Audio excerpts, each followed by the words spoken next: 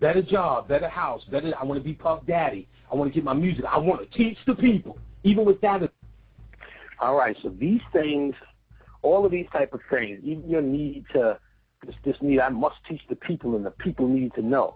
Now, the people are here to do what they're here to do. Even that need is actually a form of the ego. Now, there's a book called The Spirit's Book, and I'm going to find that book and try to give you the name of the author. In the book is Alan Carr something, Karnak or something, not Karnak, something with a K. Anyway, what he does is it's an old book, but it's a bunch of channels. And in it, in a section in the book, they talk about ego poisoning. Ego poisoning. The ego is that demiurge. The ego is that part of you that is, for lack of a better way to say it, just totally human. It's the part of you, it's the fight. It's the fight. It's the fight of Horus and Set, your total human part. So while you even think that you're this aggressive status message conscious person putting up a YouTube video every day, it's actually because you have now gained this agenda. You are now, what this shows in the occult is your ego is actually running this. In the book, it'll tell you how the ego actually, this conscious information is supposed to feed your heart for transformation. That's why you see Jesus with that little fire burning in his heart, because that's the gateway. If you don't take this information and if it's not applied to the heart, it's then applied to your brain and your logic. So when you come in with this logic and this brain thought, the brain itself is the matrix. So this conscious information, number one, can feed your heart for your transformation, or your brain for you seemingly smart, seemingly transformed. The ego will play this role on you. Yeah. This is the demiurge. What it is, well, then you say, well, what's the trick? The best trick, because this is one of the biggest things to kind of deal with down here, the occult sense of your ego, not your manners, not your disposition, the occult sense of the ego, not how you do unto others as they do unto you, nothing to do with that. Feeding the right place for your transformation as opposed to feeding your brain or your intellect for you to feel better. You know what I'm saying? Most of what I see is people doing and saying things that are not transformative, but it makes you feel better. Hotep goddess, Hotep queen, how are you today, queen? Yo peace king, yo God, and all the rest of this stuff. But ultimately, all you're really doing is just, that's the same amount of good feelings that a Christian has. No real knowledge, but they feel good about the group that they are in. Based upon Facebook, what I've been seeing, this thing has totally become that at this point. This is where the ego will submit itself just for you to get to a point of where it then can rise again. You got to know how to funnel this light to the correct place, in other words. Right. Most of the people are funneling this light to the brain. Once you go through the heart, then and funnel the light through the heart, then you can rise it up and then open that gateway, which is called your pineal, out of the matrix. But if you're working with still that dead gray matter, you're actually funding the ego. The ego sits in the brain itself. When you were born, you were shaped like a ball, and then you turn into a lima bean because your head is connected to your heart at first, sucking off that frequency, and it becomes the two. It becomes one becomes the true you, the other becomes the false idea of you. Yeah.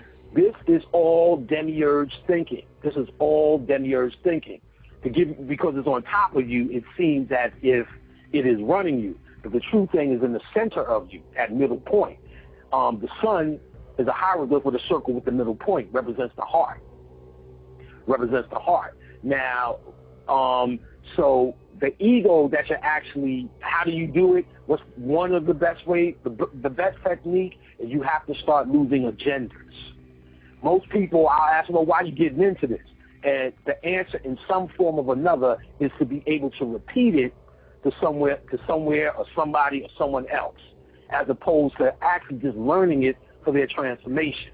Now, once you get rid of the agenda, now for instance, my whole thing is research, but as a result of researching, I'm able to speak on some things.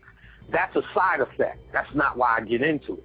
People ask me all the time, and I tell people no all the time, because it's really not about that. It's about you doing your own work. There is nothing I can do for you but become a clue for you.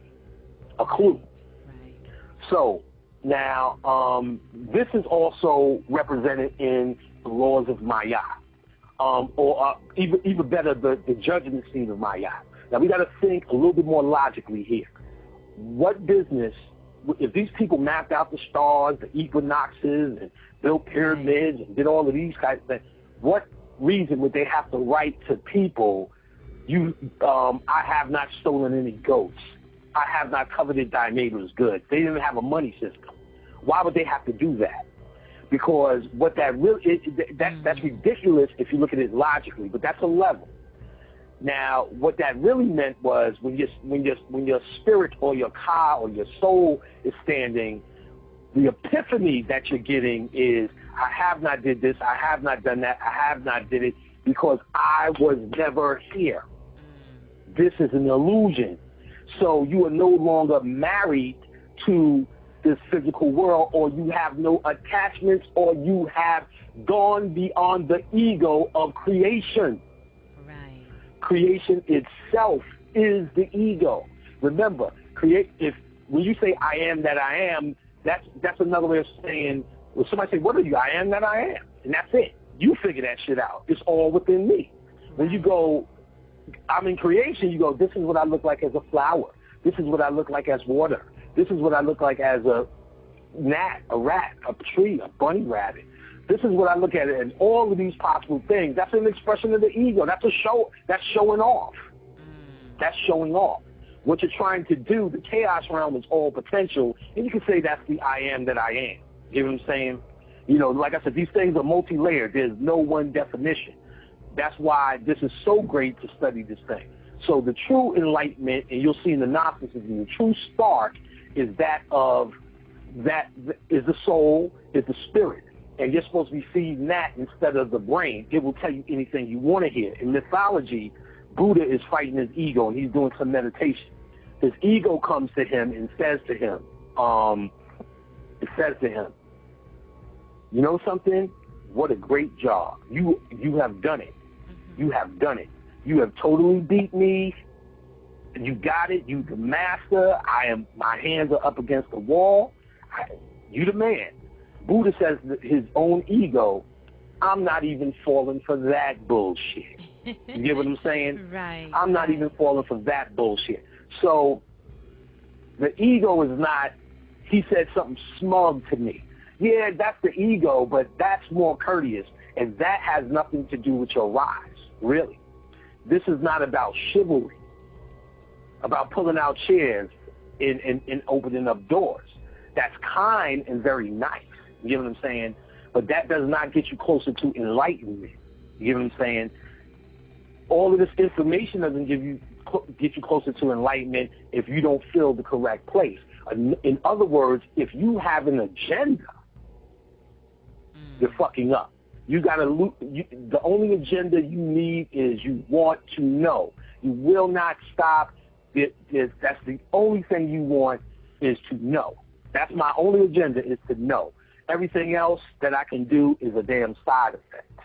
It's a side effect. Right. So the laws of Maya is the realization you move on because you were not here. Later on, this is known as karma. Karma. You know what I'm saying? You getting eaten by ant is karma. You feeling that you did something. You did something. But if this is an illusion, you did nothing. Once you feel complete, then they'll say once you completed your work. Well, the completion of your work is realizing that you have no more attachments here, nothing to work out and feel. And you're only locked here based upon your own thoughts. Your own thoughts. Now, okay, we're going to get to these Gnostic quotes because I don't want to jerk you there. Yes. So we can elaborate. But, you know, there's so many things that we can talk about. So let me keep going. Let me find a page that was on and keep with that. But we're going to see how the ancients thought about Earth itself, you know, and I already kind of spoke on a lot of it. Yes. But this is how they thought of Earth itself. Okay. the knowledge